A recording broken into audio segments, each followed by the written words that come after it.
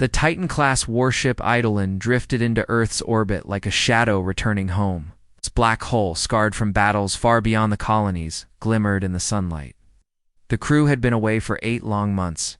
They had fought pirates near the asteroid belt, escorted supply convoys through dangerous alien territories, and returned carrying the pride of the fleet. Every soul on board expected the sight of a vibrant planet below cities sparkling with lights, ships buzzing through the skies, and news broadcasters eager to tell the world of their return. But when the planet came into view, it was different. 2 different Earth looked peaceful, almost unnaturally so. There were no blinking city lights, no streams of air traffic streaking across the atmosphere. The ship's communications officer, Lieutenant Mara, frowned at her console. "Captain," she said quietly, "I can't raise command. No civilian frequencies either. It's silent." The captain, Elias Draven, stepped forward, his brow furrowed. Silence was rare. Even during blackouts or emergencies, there was always some chatter ships, stations, rescue beacons. But now, nothing. The crew exchanged uneasy glances. "Run." A deep scan, Draven ordered. "Check for satellite activity." The scans came back quickly. Most satellites were offline, drifting aimlessly in orbit. A few still moved, but they were on strange, irregular paths. As if no one was controlling them, Mara's voice trembled slightly. "Captain, I don't like this." Neither did anyone else. The Eidolon circled the planet once, sensors sweeping every continent. Infrared images showed empty streets, power grids cold, oceans unnaturally calm. There were no massive explosions, no mushroom clouds, no wreckage. Whatever had happened, it had left no scars, just absence. And then happened. The navigation. Officer Kieran Holt stiffened. "Sir, I've got a reading. Something small. Out past lunar orbit." "How small?" Draven asked. "Barely detectable," Holt replied, tapping at his console. "It's not a ship too faint for that. Could be debris. Could be a sensor glitch." It wasn't debris. It was a single, faint blip on the long-range scanner, so. Faint, it could have been mistaken for static. But it didn't behave like static. Pulsed, steady and deliberate. Every 6 seconds. "Log it," Draven said. "Triangulate its position."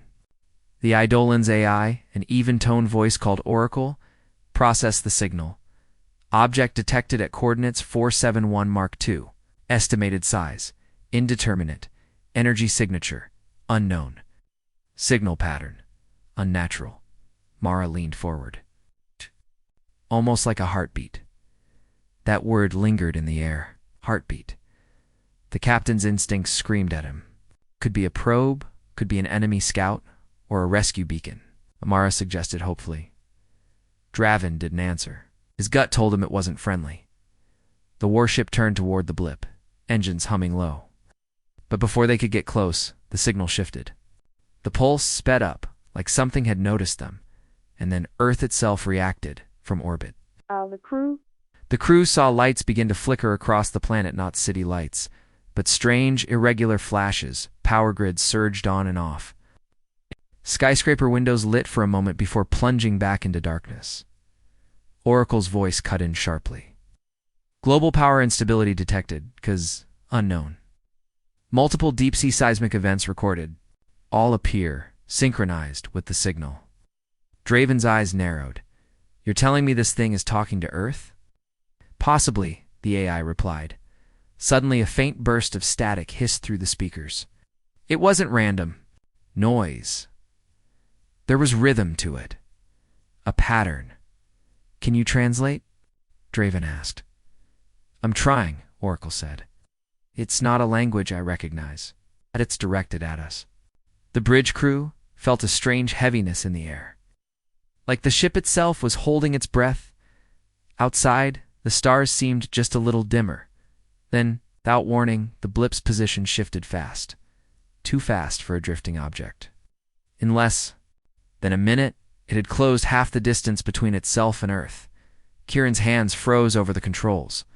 "Sir, it's moving like it's alive." Sudden deep hum rolled through the Eidolon's hull. It was subtle at first, like a vibration from the engines, but it grew into a low, bone-deep resonance. Some crew members clutched their heads, swearing they could hear a whisper in the sound. Oracle Draven snapped. Source of that noise? Origin matches incoming object, the AI answered. Warning. Unknown technology may be attempting system intrusion.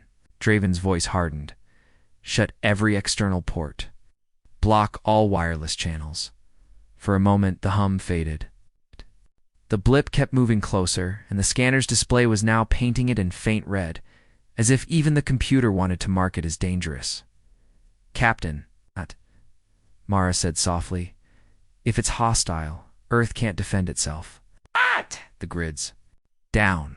The fleets are scattered. The captain didn't reply. He just stared at the red pulse on the screen, watching it get stronger. It was small, so small. But every instinct told him size didn't matter. This thing wasn't coming by accident. It was hunting, and somehow, it already knew their names. Eidolon hung in silence above a silent world, caught between the planet it had sworn to protect and a single, tiny pulse from the Dark One that carried the promise of extinction. The blip had not vanished overnight. If anything, it had grown louder, on the Eidolon's bridge. The red pulse on the scanner was now a steady beat, no longer faint static in the background, but a living rhythm. Every crew member could feel it in their bones, as if the ship's walls were breathing in time with the signal.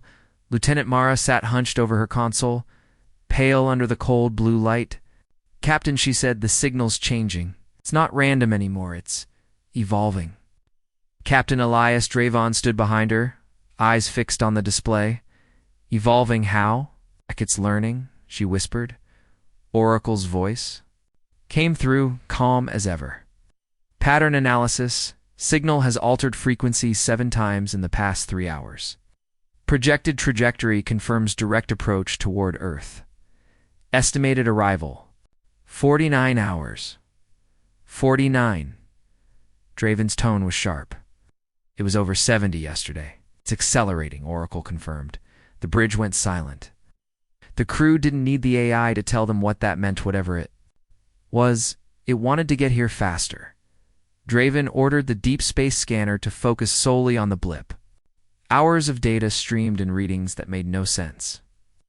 The object's energy output fluctuated wildly, peaking far beyond what any known engine could produce, then dropping to almost nothing, as though it didn't need constant thrust to move.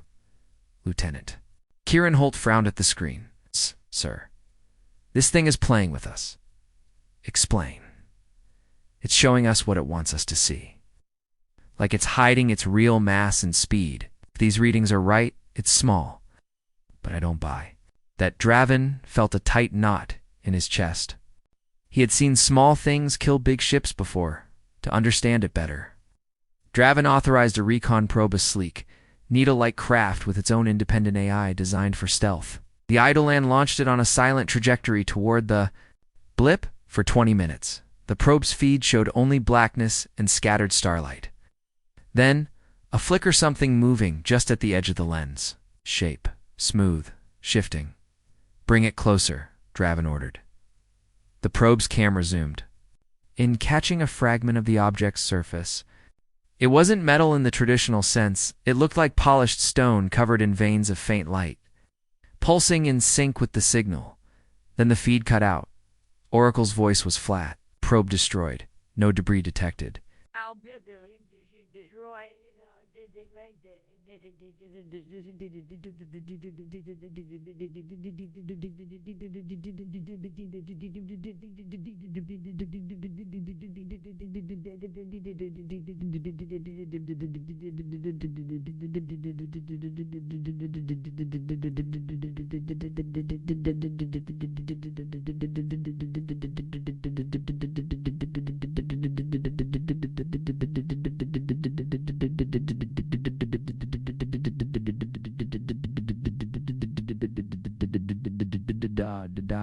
How unknown. Before they could process the loss, a low alarm rang through the bridge. Earth's planetary grid had gone dark again, this time permanently. Reports came in from automated satellites. Still online, hydroelectric dams shutting down, fusion reactors offline, orbital power stations dead. But it wasn't just power. Tire. Communication arrays had gone silent. No emergency signals. No civilian chatter. It's stripping the planet's voice, Mara said quietly. Draven turned to Oracle. Any trace of an attack? Missiles? Bombardment? Negative. No thermal signatures. No mass drivers. The cause appears non-physical. Girin's face was tight with dread. Non-physical? You're saying it's killing the power without touching it? Correct? That was when Oracle delivered something worse, a prediction. Based on trajectory and energy readings, the signal is not random noise. It is a scanning protocol. This entity is mapping population centers and infrastructure before arrival. You're saying it's doing recon, Draven said, double quotes, yes? And it is aware we are observing it. The captain felt the weight of the decision pressing down on him. Warn the colonies and risk mass panic, or keep it contained until they knew more. If the thing could disable Earth without firing a shot, what could it do to the outer colonies? Mara broke the silence. Sir? What if it's not just coming for Earth? What if Earth is just the first? Draven didn't answer. Stared at the red pulse on the screen. It was brighter now, closer, and in the hum of the ship's systems. We swore he could hear it again, those faint whispers from yesterday. They weren't words, not exactly. But the tone was unmistakable. It sounded like hunger.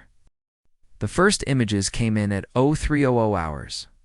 Idalin's deep-range sensors caught a distortion at the far edge of the solar Sistema ripple in space, bending the background stars as though something massive was moving through them. It wasn't a clear shape, not yet, but the distortion had a pattern. It pulsed, the way heat shimmers above desert sand. But it was happening in the vacuum of space. Lieutenant Kieran Holt stared at the data stream. Sir, that's not an asteroid. That's a gravitational wave. Captain Draven leaned over the display. How strong? Strong enough to bend light from 2 billion kilometers away. And it's moving, and Holt stopped, recalculating. That can't be right, say it, Draven ordered. It's moving at 20% of light speed. Hours later, a faint and broken signal bled into Eidolon's receivers. It was a distress call, weak and garbled. But the origin was unmistakable. Europa Research Station 9. The crew listened in silence. The voice was panicked, the words fractured by static. Not rock. It's watching us. Tell Earth. Don't let it. The feed ended in a sharp, piercing tone that made several crew members flinch. Then Nothing.Oracle spoke. Europa Station is no longer transmitting. Oh. Surface scans show no structural damage, but all biological readings are absent. Mara turned from her console, her voice trembling. Absent? As in dead? Negative. Oracle replied, as in gone. Draven called for all external camera arrays to focus on the incoming object. At first, they saw only the distortion. But then, just for a moment, something solid slid into view. A curved structure, the color of shadow with faint red patterns, crawling across its surface like veins under skin. It was bigger than anything they'd ever seen, bigger than the moons. They'd orbited, yet it moved with impossible speed, ignoring inertia and gravity. Kieran muttered under his breath. It's no ship, that's alive. Oracle confirmed the impossible. Organic metallic composite. Age estimate. In the millions of years. Internal energy readings exceed those of entire planetary reactors. Draven's voice hardened. Weapon status? All rail batteries online, plasma turrets primed, missile bays sealed but ready. Good, arm everything, Draven ordered. But the AI didn't share his confidence. Warning, based on current analysis, conventional firepower will not neutralize this entity. The bridge crew fell into a cold, tense silence. They had fought pirate fleets, alien raiders, even rogue AI dreadnoughts. But this thing was different. Didn't just move through space. It bent it. Mara broke the silence. Sir, it's changing course. It's not headed straight for Earth anymore. Draven looked up sharply. Then where? She swallowed us. The red pulse on the scanner was no longer just a dot, it had begun to grow, stretching into strange, shifting shapes, as if the computer couldn't decide what it was looking at. The hum they'd heard before returned deeper now, resonating in their bones. And in that sound, just for a second, Draven thought he could make out something that chilled him more than any weapon ever had. It was the sound of a predator finding its prey. The first city vanished at dawn. From orbit, the crew of the Eidolon saw it happen in eerie silence. One moment, the sprawling lights of Snow Paulo were flickering faintly as the power grid struggled. The next, the entire city simply wasn't there. There was no explosion, no fire, no debris. The terrain where the city had stood looked smooth, empty, like it had been erased from the surface of the planet. Forest and earth filled the space as if the city had never existed. "Lieutenant," Mara's voice cracked as she read the sensor feed. "Captain, there's no rubble, no heat signatures, just absence." Before Draven could respond, 2 more alerts lit up the displays. Shanghagan, then Lagos. Entire populations wiped from existence in seconds. The worst part wasn't that it happened fast. It was the pattern. Oracle's voice was low, almost human in its tone. "The removals are not random. The entity is erasing the largest population centers first." On the planet below, emergency broadcasts tried to return, only to be cut mid-sentence. Surveillance satellites, those few still online, captured strange, flickering shadows sweeping over the city seconds before they vanished.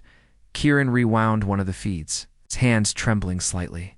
"Sir, watch this frame." Draven leaned in. Split second before the erasure, a shape passed through the air above the city. No, not a ship, not a missile. Something thin and needle-like, casting no true shadow, but bending the light around it, Mara whispered, like it's marking them. By nightfall, the blip in the sky was visible to the naked eye from Earth.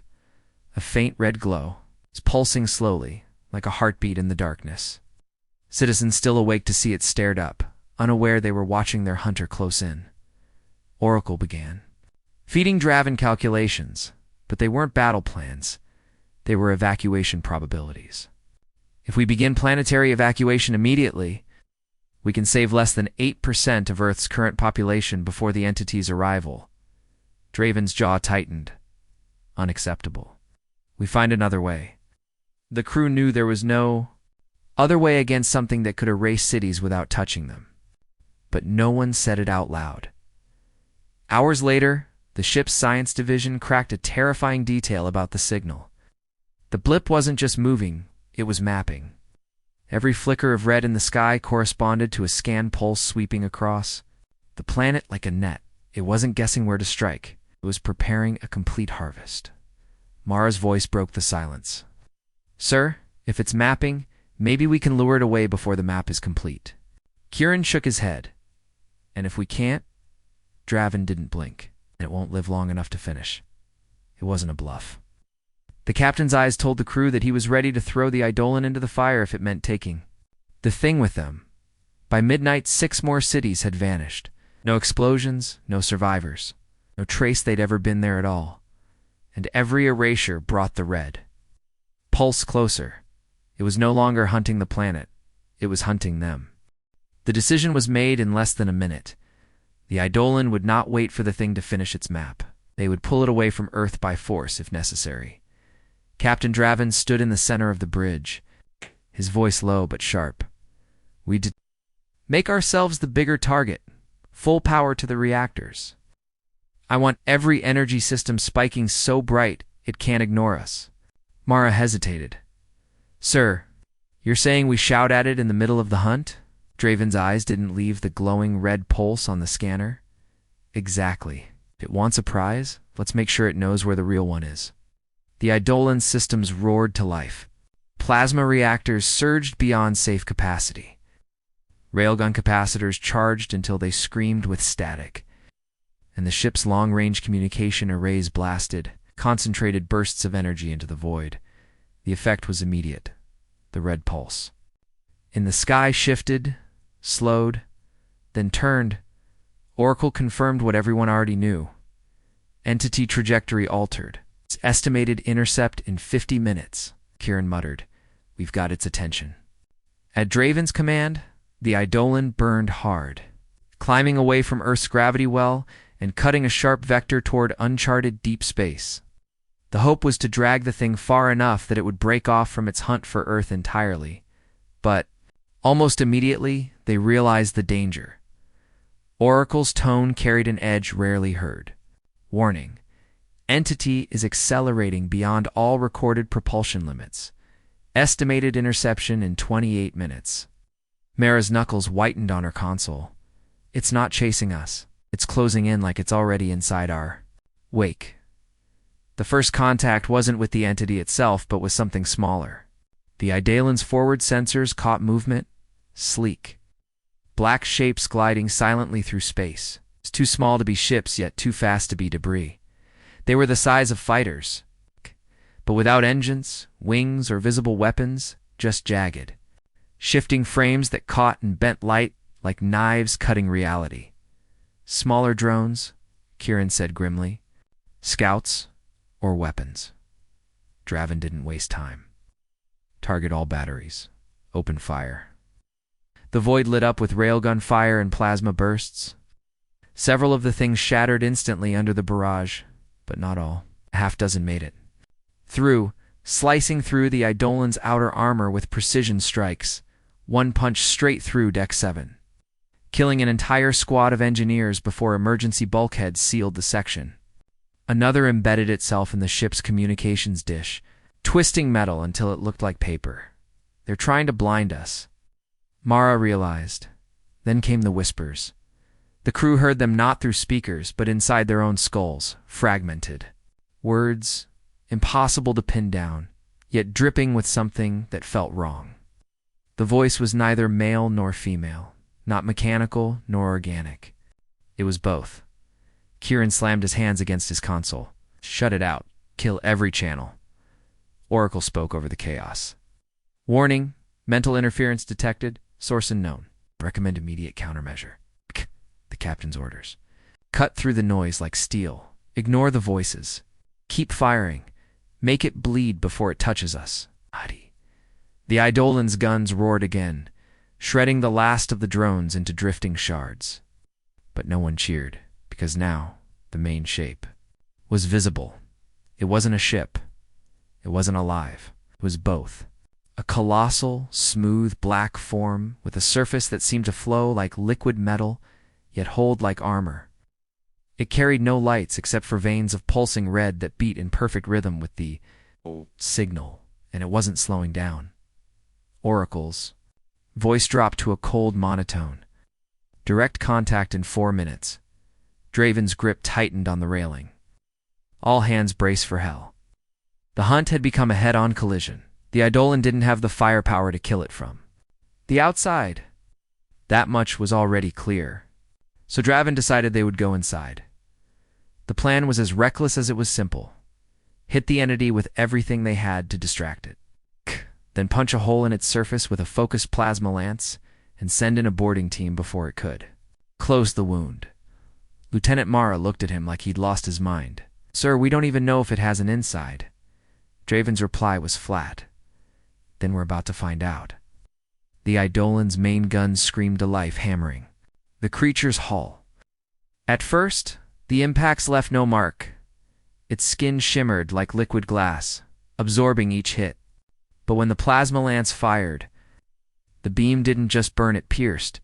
For 3 brief seconds, a ragged tear opened in the black surface, glowing white-hot at the edges. Now, Draven barked. A squad of 10 dropped from the Eidolon and armored boarding pods, streaking toward the wound like bullets. They hit hard, magnetized clamps locking onto the shifting surface. The moment they stepped through the breach, every sound from the outside faded. Inside, there was no gravity, no clear floor or ceiling, just a vast dark space lined with towering shapes that looked like both machines and bones. Faint pulses of red light ran along the walls, traveling deeper into the structure like veins feeding a heart. Kieran, leading the team, spoke through the comms. This isn't a ship. It's groan. Oracle's voice crackled faintly in their helmets. Caution. Internal readings match no known technology. Ambient energy field is the signal cut, replaced by static, as they pushed forward. The aurora, whatever passed for it, began to vibrate. The whispers returned, louder now, and the team realized they weren't hearing words. They were remembering them. Images flickered in their minds, worlds they'd never seen, burning. Oceans boiling, cities folding into nothing. Private Soren gripped his helmet, gasping, "It's showing us what it's done." And then, in the middle of that alien cathedral, they found the truth. Suspended in the air were hundreds, no, thousands of glowing orbs, each one holding something inside. At first glance, they looked like spheres of light, till Kieran floated closer and froze. Inside each orb was a city. Not models, not projections. It's the actual cities, perfectly preserved buildings, streets, and tiny. Frozen people caught mid-step. Mara's voice trembled through the cum.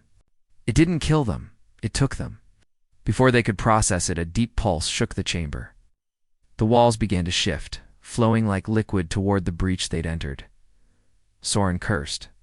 "It's sealing us in," Kieran turned to retreat, but the path they'd come through was already gone. The black walls were closing in, and the whispers had turned into a low, rumbling voice that spoke inside their bones. "You are the last." On the idol end, alarms flared as the entity's surface healed over completely. Trapping the team inside, Draven slammed a fist against the console. "Get me a way to cut them out now." But Oracle's voice carried something it never had before. "Fear, Captain. It's not holding them, it's digesting them." The chamber was shrinking, not in a way that could be measured by steps or meter. Space itself seemed to bend, folding inward, pulling the boarding team toward a single, pulsating sphere at the center. It wasn't mechanical. It wasn't even solid. It looked like a heart made of molten glass, every beat sending ripples through the air. Inside the translucent shell swirled fragments of cities, landscapes, and horrifying leaf faces. Billions of them, each flickering in and out like they were trapped between moments in time. Kieran's voice cracked over the cum. "That's it. That's where it's keeping them." Mara stared at the core. "No, that's what's feeding it." They could feel it now, something tugging at their minds, at their memories. Images of home, of childhood, of the faces they loved most, all being pulled away like threads unraveling. Private Soren fell to his knees, clutching his helmet. "It's taking my name," Kieran snapped him back. "Stay with me. Eyes on the mission." Their scanners were useless. The readings twisted into impossible numbers, but instinct told them one thing: destroy the core. And maybe the stolen cities would be freed. But there was a problem. The Eidolon's plasma charges could burn through the walls. Yes. But here, inside this warped reality, the blast could either rupture the thing or collapse it in on itself, erasing everything inside permanently. Mara met Kieran's eyes. "If we destroy it, we might kill everyone it's holding. If we don't, it'll finish the map and take Earth too." Then came the voice again, not whispers, not fragments. Clear. "Your people will not suffer. They will join the silence." The core flared bright red. Threads of light shot from it, wrapping around the team's suits, pulling them closer. The force wasn't physical, it was want. An irresistible pull to just let go, Soren screamed. As he was lifted off the floor, drawn toward the swirling mass. On the Eidolon, Oracle's voice cut through the bridge. "Captain Entity energy signature is spiking. If the team doesn't act in the next 60 seconds, we lose them. And Earth follows." Draven's voice was ice. "Tell Kieran, do whatever it takes." Inside, Kieran raised the final charge. His hands shook not from fear, but from the weight of the choice. He looked at Mara. She didn't speak. She nodded, the charge armed with a steady hum. The core's voice grew almost gentle. "Choose the silence. You will see them again." Kieran pressed the detonator. Light swallowed everything. There was no sound. One moment, the boarding team was inside. The blinding light of the detonation, weightless, thoughtless, every nerve burning. The next, They were nowhere at all. No sense of up or down, no air, no body. Only the faint echo of the core's last words, "The silence welcomes you." Oh. On the Eidolon, every alarm screamed at once. The entity's energy spike shot off the charts, then plummeted instantly to zero. The red veins that had pulsed across its hull dimmed, flickered, and went dark. Then it began to unravel. Not explode, unravel. Its black surface peeled away like ash in the wind, fragments dissolving into nothing. From deep inside, the stolen city, still encased in shimmering orbs, drifted outward. Hundreds of them, like lanterns freed from a cage. Mara's voice was a ragged whisper over the cum. They're coming back. Draven's chest tightened. Where's Kieran? Where's the team? No answer. As the last fragments of the entity vanished, the blip in the sky disappeared with it. Earth's night returned to darkness real, darkness for the first time in days. But the joy was hollow.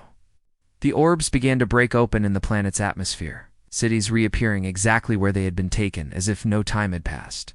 Families stepped into streets they'd been walking a second before, unaware they had been gone at all. The only ones who knew were the crew of the Eidolon, and they knew the cost. On the bridge, Oracle's voice returned softer than usual. "Captain, scanning deep field now. No trace of the entity remains. Boarding team, no signal." Draven closed his eyes. Log it. Mission complete. Far out in the black, where the entity had once been, something lingered, a faint red flicker, almost too small to notice. It pulsed once, then again, slower, weaker, but alive. And in the silence between the pulses, if you listened hard enough, you could almost hear a voice. "We are not done."